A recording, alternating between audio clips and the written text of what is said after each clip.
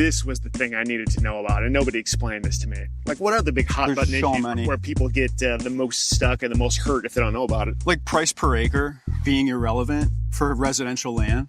Like this whole thing of price per acre. It's like, well, you know, land's going for about 10,000 an acre around here. How many times have you heard that from sellers? Yeah. Like if I had $10 for every time a seller told me about price per acre, I would never have to work again for the rest of my life. I could just retire on that. I just put it in like a low yield savings account, and I would just live off the income from that principle. Guys, the majority of land in America, 97% of America is undeveloped, okay?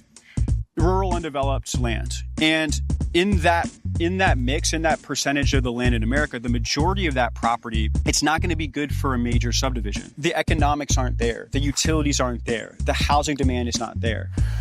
So in that mix of property, I mean, you have like a lot of timberland, forests, you have a lot of agricultural land, farmland, you have a lot of like residential land. But all of that fundamentally, in terms of the highest and best use from a zoning standpoint, it's all residential land. Farmland, agricultural land, the actual value of a piece of farmland is going to be, when you measure it as farm property, it's a lower dollar value.